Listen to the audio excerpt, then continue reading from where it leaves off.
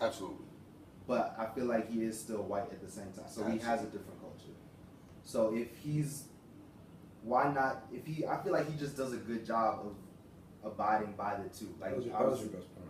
Like, right. Obviously, you said that there's some things he's, sacrilegiously doing, and I can respect that. But I feel like I just don't know if there's.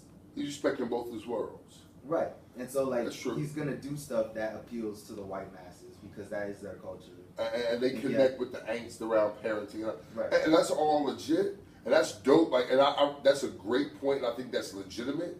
That's also the reason why he can't get GOAT status because, you can't serve two masters. Right.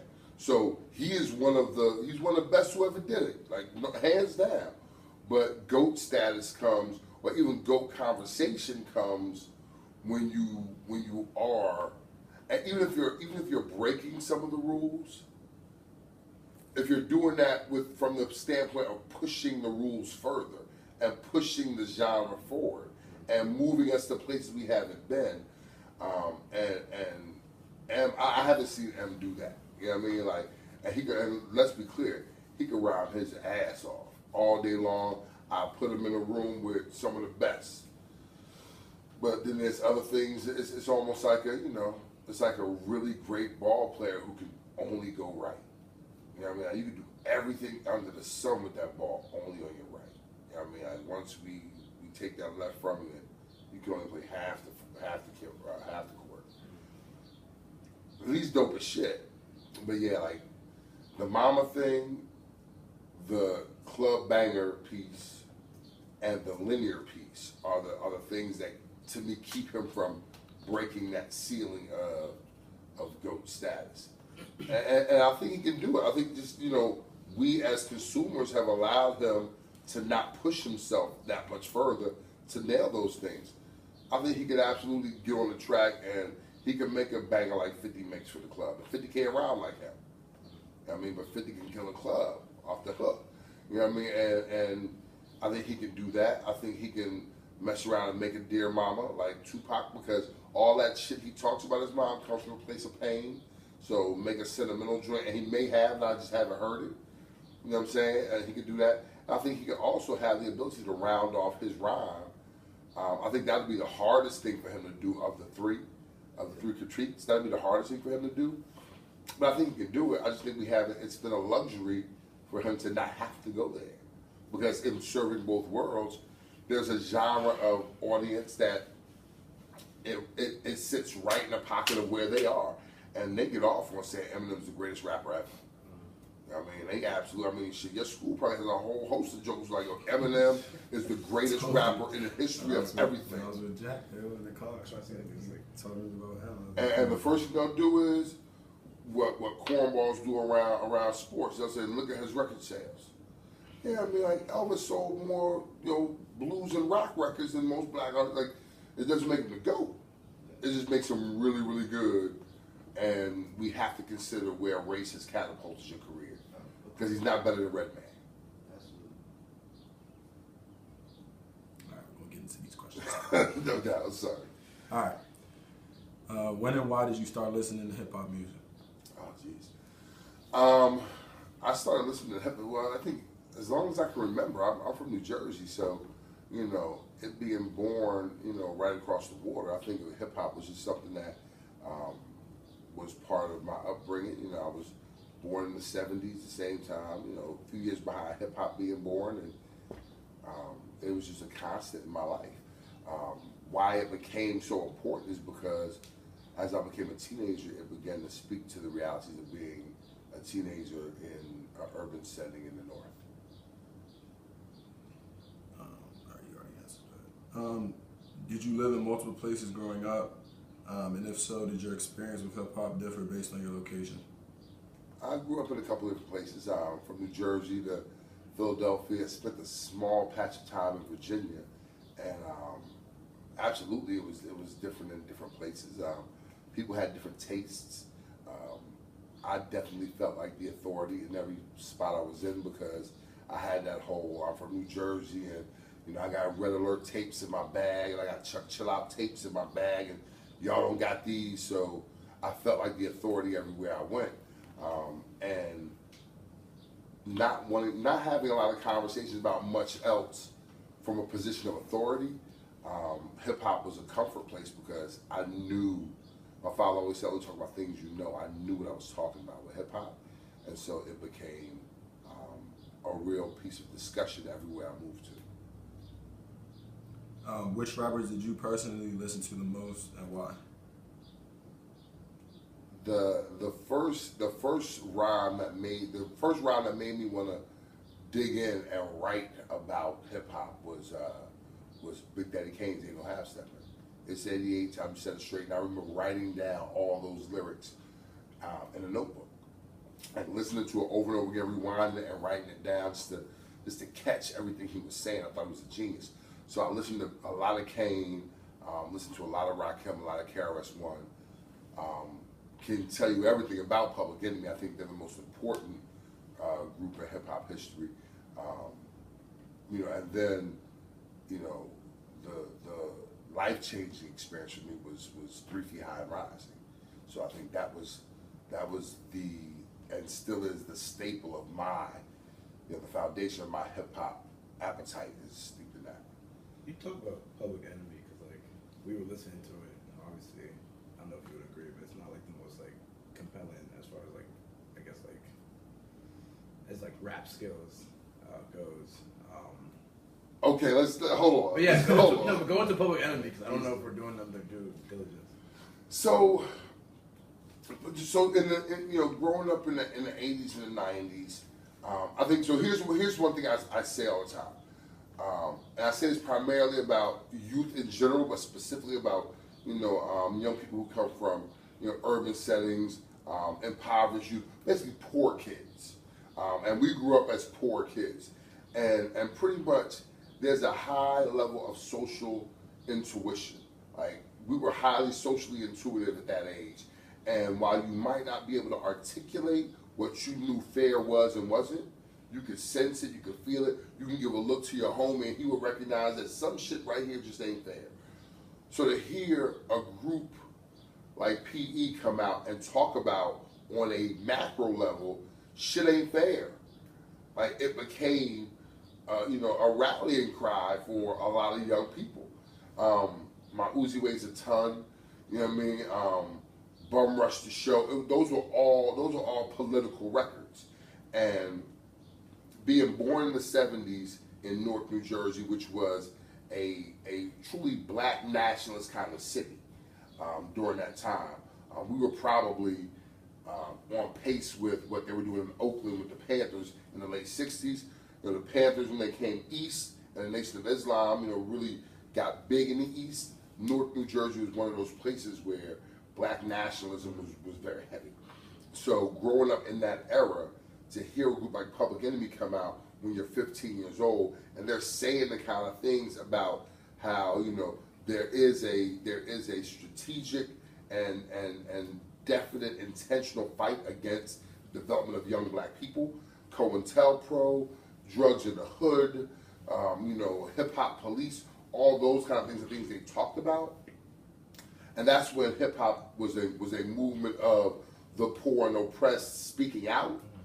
PE, while not being the most lyrically supreme ones, and you put it well, although Chuck is an incredible MC, which is different from a lyricist, as an MC, he did a lot of what Pac does. He moves your spirit, he stirs your soul to where you want to fight the power, as he said so eloquently. Where you want to make sure people, where you want to do like Spike and throw the trash can through a window. You know what I mean? So there was an energy, more than rhyme skill. There was an energy that was captured, and even to this day, when you play that music, I mean, on cable now, there's a Showtime special, PE in London, I believe, and when they get on stage, and Chuck might be close to 60. When they get on stage, you still feel it, and it hits you from your feet, and it goes all the way up. And I think the thing that might, the disengagement, if you will, might come from the generational differences, because it still moves my generation that way. You could put, we absolutely played PE songs at parties. You know what I mean? My high school graduation, our theme song was "Welcome to the Terror Dome." And it turned the party out, right? So like it still had you in those spaces where you were rocking, but you could also rock with a message that burns in your soul, that makes you. And it's almost that era of hip hop kind of dictated the steps. As I talked to many of my friends, it dictated our steps to the point where most of us are doing civil service work. We're educators. We're in politics. We're in law. We're doing things where we want to push justice further. And I think that's one of the things that era of hip hop kind of put in us as youth that made us the adults that we are. Yeah. Can you also go into De La? So and this is and I want to admit, I'll start by being honest that I am biased. I think De La is the greatest group in the history of hip hop. And we can go line for line, album for fucking album, with anybody you want to put up, and the fact that any group you name, I can guarantee they haven't been rocking since '88. And De La put out a #1 album on Billboard this past August. So let's just start from there. From 2016, '88 to 2016, who else is still rocking? Was the album good? I was banging. Matter of fact, the album made me actually appreciate 2 Chainz, who I thought was the wackest rapper ever. Before this, I was like, yo, this man is the wackest rapper ever. But on this, he has a song called Houdini. He's actually, and so it allowed me to start listening to him more. And he says some dope stuff in a lot of his music, which I learned after digging through like what you put out as your signal, which we always know isn't really what your body of work is. But what he did on Houdini was impressive. It was more than impressive. Shit, for weeks that was the song I would brush my teeth to in the morning. Like it's dope music. But De La, they've been able to. They walked in the door in 1988, and they were weird kids, and most of us growing up again in the Northeast corridor. If you come from an urban setting, you're not, you're not really breaking the mold. You're fitting the same kind of uniform that most of us did, Timbs and jeans and hoodies, and you recognize that drugs are really in the neighborhood, and there was a level of, almost stereotypical hard that you were being. Then I came out, and these jokers are wearing almost like Kwame, but different. Like they got their hair all wild, and they wear peace medallions and beads, and they're just being themselves. They're being authentically themselves, and we're cool with it. And it made you say, "Damn, like it's all right to be you." On top of the fact that they got bars for days, like these jokers are rhyming circles around the competition, and when you put all that together, and then they're actually from Long Island, where there wasn't a lot of love for Long Island in hip hop. So it's almost like you're doing everything against what the norms are, and this goes back to the Eminem comment. But by breaking these norming rules, you're actually pushing us further as a culture. You're making us hold on to things and question certain things that we thought were important, but grab on to new things that we now know are important, while still doing it within a body of work that is just beats and rhymes and beating the competition. So De La Soul gave voice to a bunch of young people who otherwise were looking for, who didn't have another place to go when it came to, what if I'm a little different than the hood norm? And I think me and my family, me and my friends were those kids. So De La resonated. If you attended any live shows over the years, who were the best live performers? So, De La's 25th reunion of the 3 Feet High and Rising album, they performed with the Rhythm Root All Stars at the 930 Club.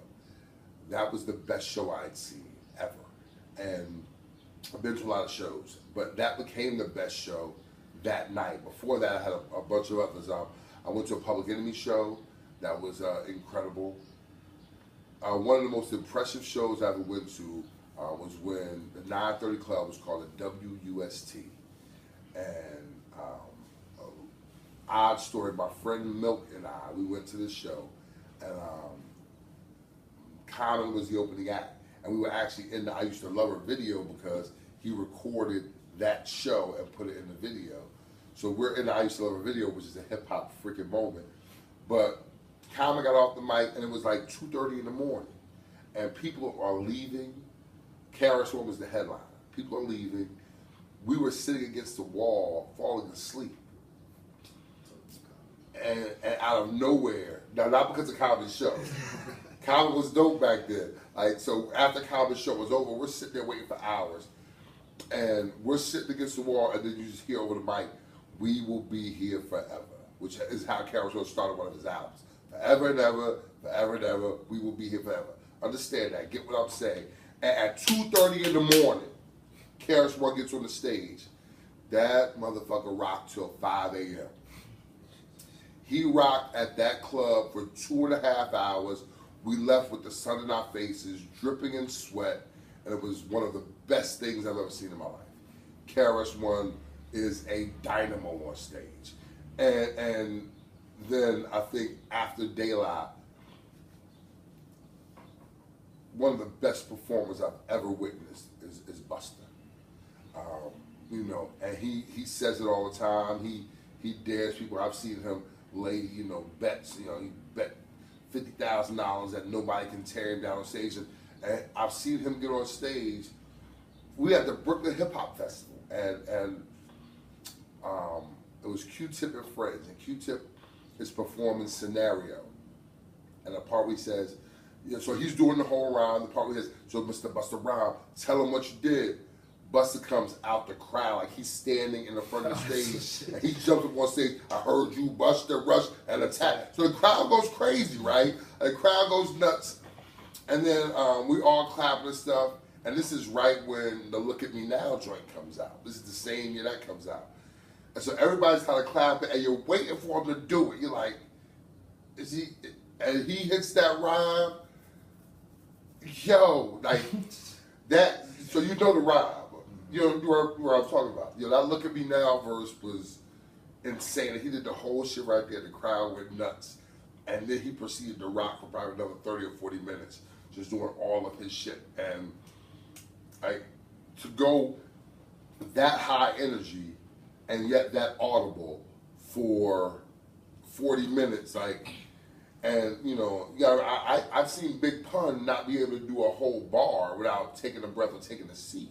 I mean, so there, you know, and that's no slight. That's just like, that just shows you what it takes to put in work. And Busta's out there, like, you know, that whole look, did the whole "Look at Me Now" verse, then did it again and slowed it down, and like it was crazy. Like it was. So yeah, those are the best shows I think I've ever been to. Public Enemy, De La, yeah. Who are the most influential rappers of your time? This can be social, cultural, political, and musically influential. Biggie's the greatest. Nas is the most important, and Jay's the best. We've had this conversation. Biggie's the greatest. Nas is the most important, and Jay is the best. And so please, by all these. No, yeah, I would agree with that. He's on the big And so I can live with the biggest. What did you say? Biggie's the greatest. Biggest the greatest. Nas is the most important. Not Jay-Z. Jay is the best. Yeah, I just don't see what is so great about Jay-Z. I'm from where the hammers run, loose cameras never come. You and your man's hung in every verse in your rhyme. When the vans have come, niggas have vanished every summer. When the blue vans have come, we throw the work in the can and run. Where plans was to get funds and scale up the set. To achieve this goal quicker, sold all my weight wet. Faced with immeasurable odds, but I gave straight bets, so I felt them on something that you nothing check. And from the other side where other guys don't walk too much, the girls in the project wouldn't fuck us, said we talk too much. Like, to be able to just talk about your lifestyle to that degree. I'm for where beef is inevitable. Summertime's unforgettable. Boosters in abundance by a half price sweater new. Your word was everything, so everything you said you do, we did it. Couldn't talk about it if you ain't living. I'm for when niggas pull your card and argue all day about who's the best MC.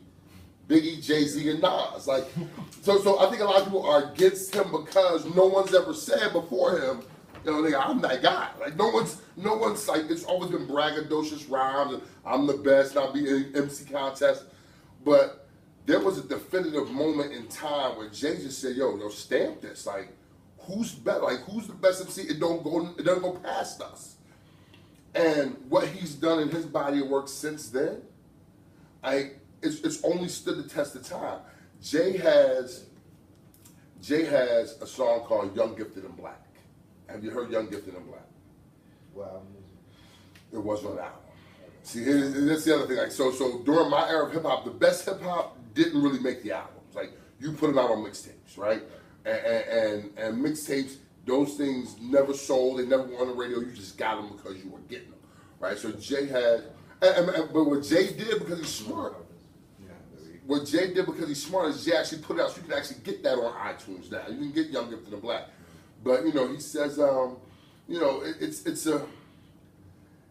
said, I'm America's worst nightmare. So Jay also recognizes that his success is something that, like, to a certain degree, like, larger society embraces him now because they had to, because he was growing so exponentially. To deny me would be to deny what's in your spirit. To deny me would be now to dish your children. To deny me keeps money out your pocket. So Jay actually pushed us, like I said, what the criteria is, he pushed us further. I'm America's worst nightmare. I'm young, black, I hold my nuts like, yeah. When y'all was in the club having a fight, y'all were in the pub having a light beer, I was in the club having a fight there. Y'all can go home, husband and wife there. My mom's at work trying to buy me the right gear. 9 years old, uncle lost my life here. I grew up thinking life ain't fair. Goes back to the social intuition that a lot of urban youth have. How can I get a real job, China white right here, all in front of my sight like here, yeah. So again, when we try to, so Jay has a commentary about the realities of urban life, of black life, that people don't want to often have. Like, white folk don't want to talk about COINTELPRO and pumping drugs in the hood, but he's talking about, at 9 years old, when you pump drugs in my community, and not as a cop-out, but just saying, we all make choices, I made some, don't vilify me for that, because even I saw my way out of that. But, so he has another piece, he says, y'all lose your job, y'all rich, your pop rich, y'all don't care, so I don't care. You act like y'all don't hear all the screams from the ghetto, all the fiends ducking metal here. So it's like he has rhymes that speak to the reality. You gotta listen to Jay-Z and Dead Prez. They did the Hell Yeah remix, right? Like people think, and this is the same guy who's like trying to bring him life, but they want dead. One day I pray to you and say, if I ever blow, I'll let them know the stakes ain't gonna exactly takes place in the ghetto. Promise fulfilled, stuff, my job ain't done. Like, he did blow up, and he's still hitting people, peppering people with, like, this is the reality of people who are broke. If you grew up with holes in your zapper toes, you celebrate the minute you was having dough. I'm like, fuck critics, they kiss my old asshole. Like, it's, like, there's a level of, like... I feel like Pac did the same thing, though. Not as well, because he can't play with the words like Jay. Okay. He can't play with the jerk. Like, so, like, that's what it comes down to. Like, this is still art, right? This is still hip-hop. And Pac is an orator. To me, Pac is an orator. He gets on, like, Pac could right now run for office, and I'd vote for that motherfucker, because I think he was moving to that place. But as far as the art form, there's a lot of people who did the art better than Pac. Pac embraced the culture better than most. But Pac transcended the culture because of that. But as far as the artwork, the artistry, I haven't seen those three. Like, so when Jay said who the best MCs, Biggie, Jay-Z, and Nas, like, it's because he recognizes what we're talking about now. Like, there is the skill, there is the talent, there's the work ethic, there is the art. Like, Jay is one of the best artists we have. We can hate the fact that, like he said, sorry, Mr. Drizzy, for so much art talk. You know what I mean? Like, it's like I've transcended to a place where I am doing art shows now, and my daughter, she's fucking up Basquiat paintings in her playroom. Like, this is my life, and it's similar to what Ja Rule did back in the early 2000s. Like, I can't be mad at you because now it's not holla holla no more. Like, your kids go to private school. Your wife is pushing the G-Wagon. Life is good.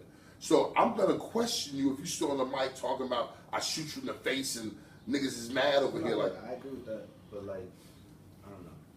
So it's, Jay's almost like the Yankees in a sense. Like people hate him now because he's just that good.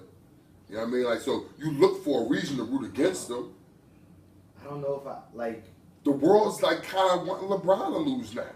When you're that good. But I feel like if Jay-Z, I feel like there's something about Jay-Z that has a certain point, like mid 2000s.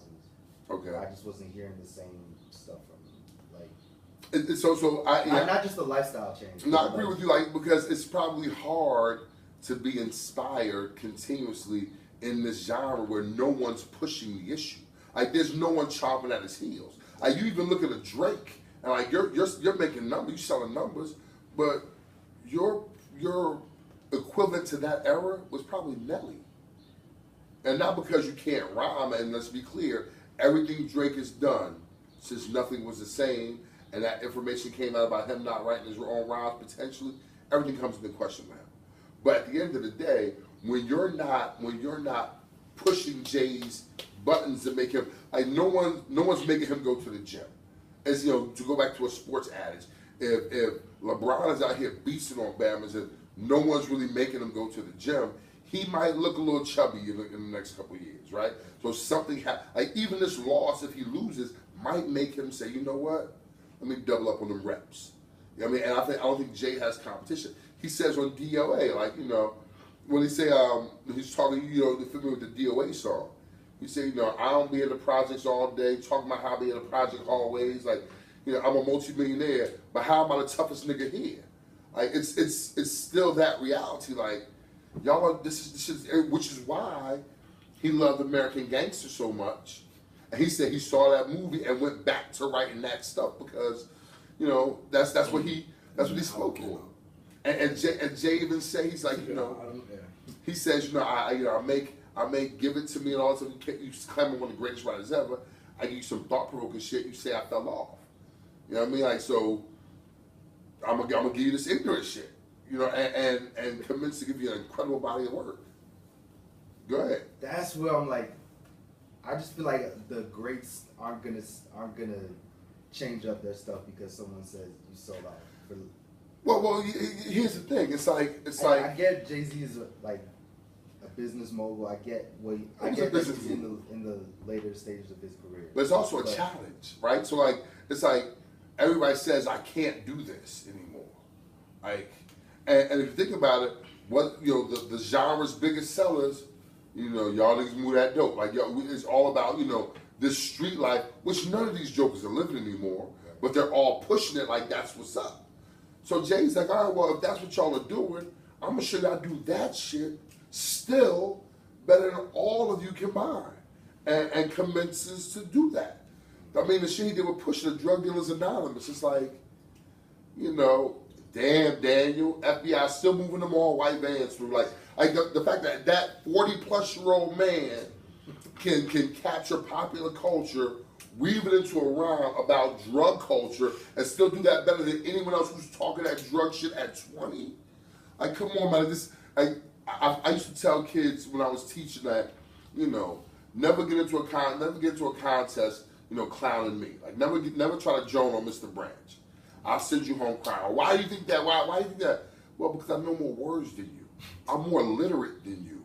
So I'll pick you apart, and I'll say something that you don't understand, but your friends will. So Jay's kind of doing that level of clown, like in a sense, skill-wise, these are elementary school kids to Jay.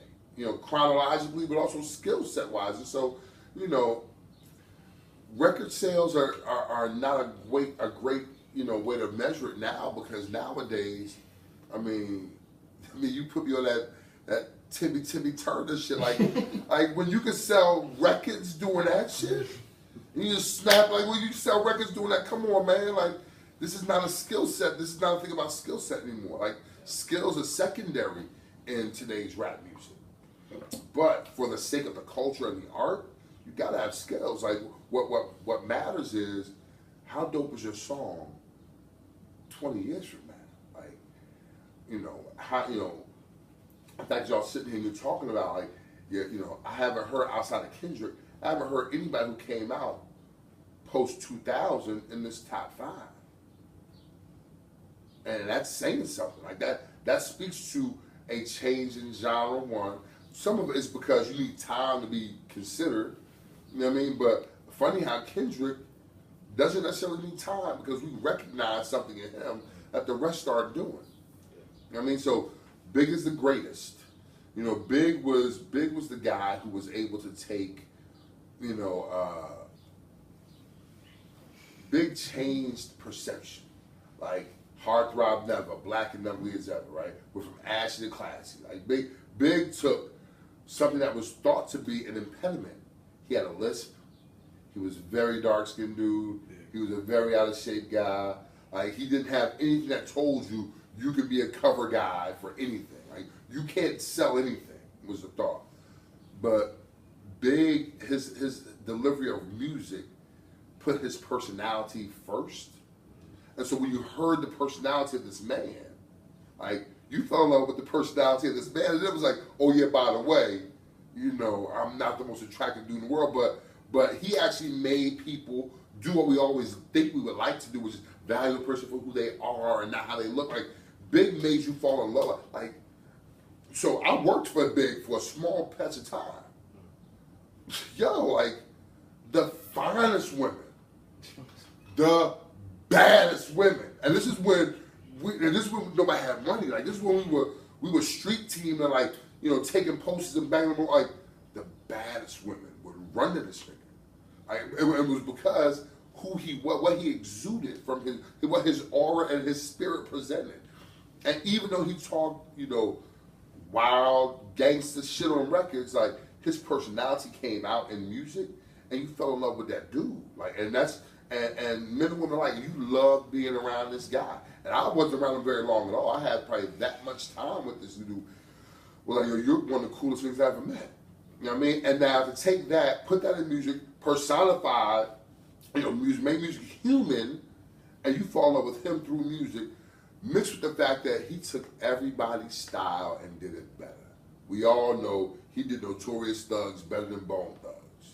Armed and Dangerous, Can't Too Many Niggas Bang With This Strap, We Know Angel Does. Like, that was incredible, right? Like, that was, and Big also does, like I was saying earlier, the rhyme pattern where your pivot is in rhyme. Like, to go from a 2, 4, 6, 8, he could do a 2, 4, 5, 6, 7, 8, like, and it all rhymes up. You're like, wow, I'm amazed at what he does. So he's done things with the skill set of emceeing that many haven't done.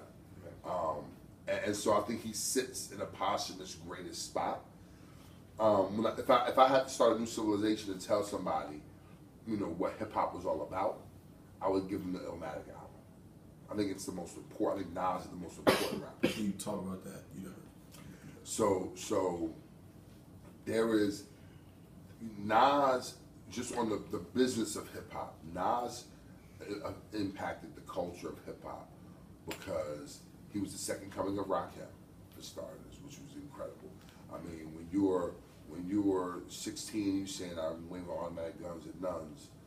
I mean, like, oh shit. I mean, and you never heard it before that. You never heard it before that, right? And then, you know, like, kidnap the president's wife without a plan. You know, hanging niggas like the Ku Klux Klan. Like, Nas was, you know, he was a young guy saying some really incredible shit.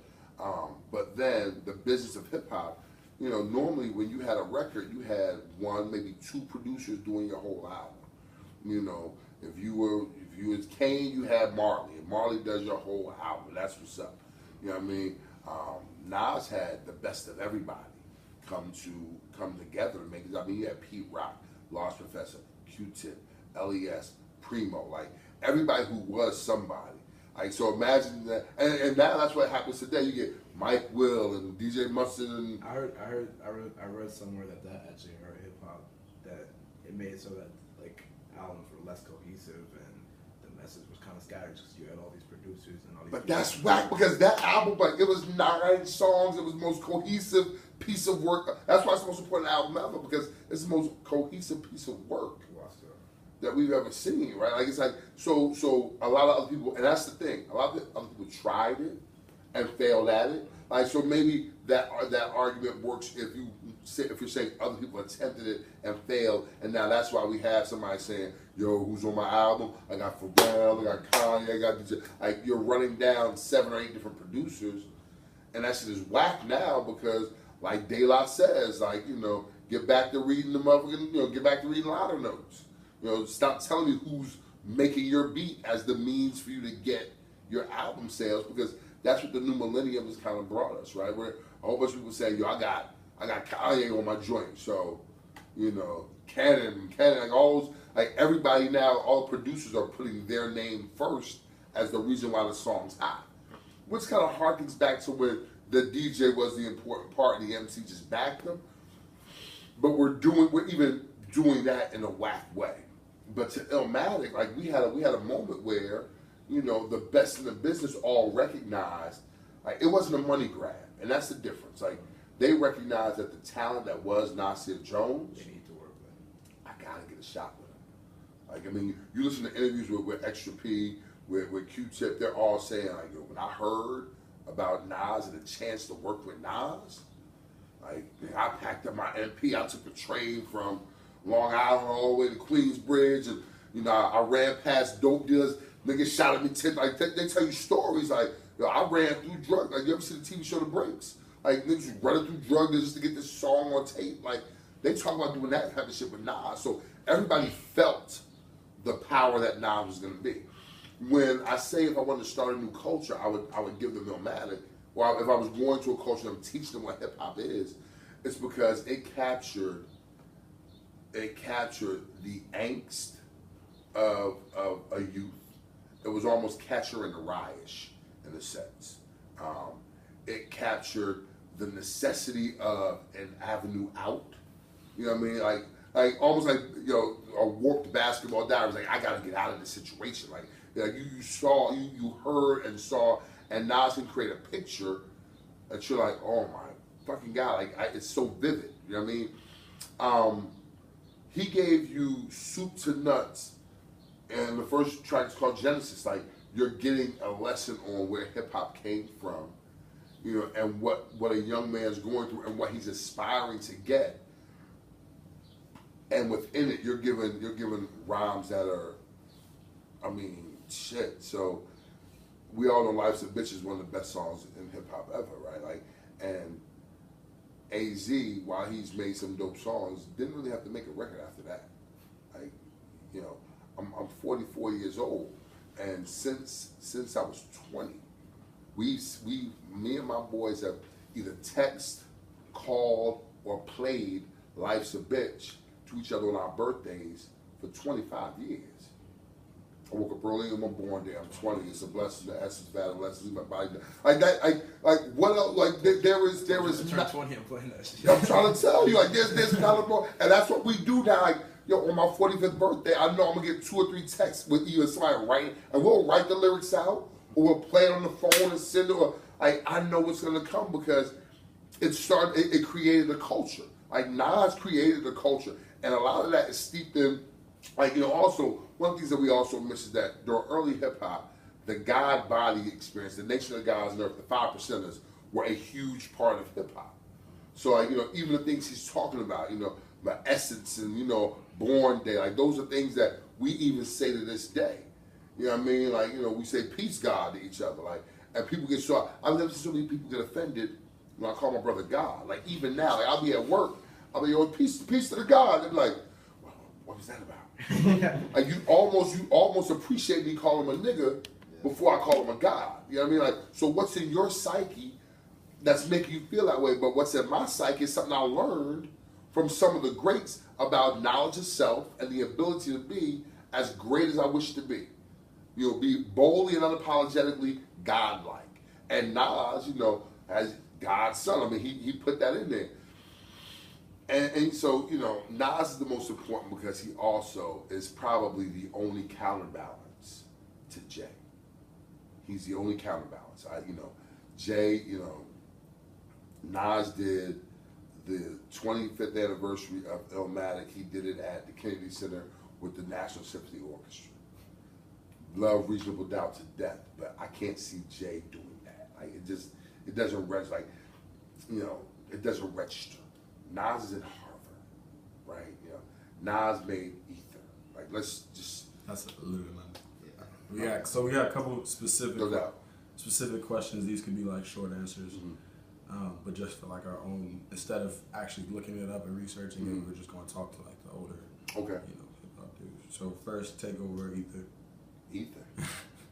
Bodied them. How popular was EPMD?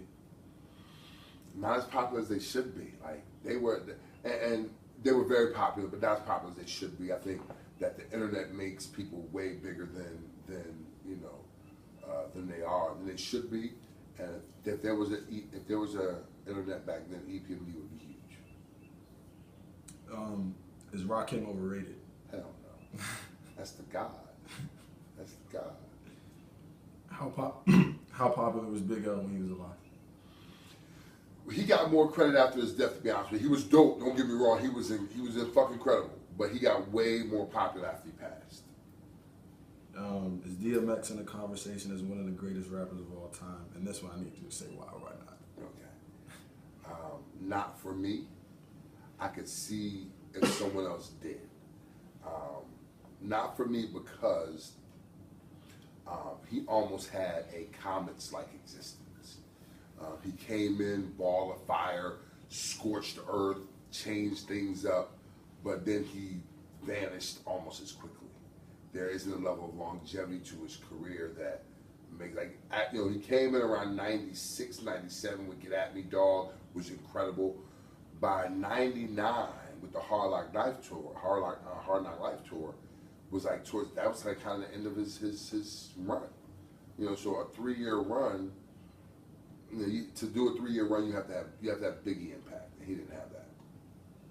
All right, you already answered the Eminem question. Please rank the following artists from best to worst. While ranking, please consider the following 6 criteria: lyricism, musicality, flow, influence, longevity, and hits. The 4 artists are Nas, Pac, Biggie, and Jay.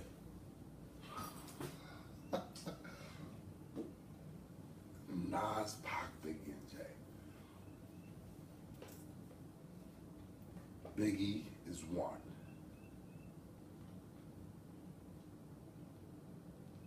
Nas is 2, Jay is 3, Pac is 4.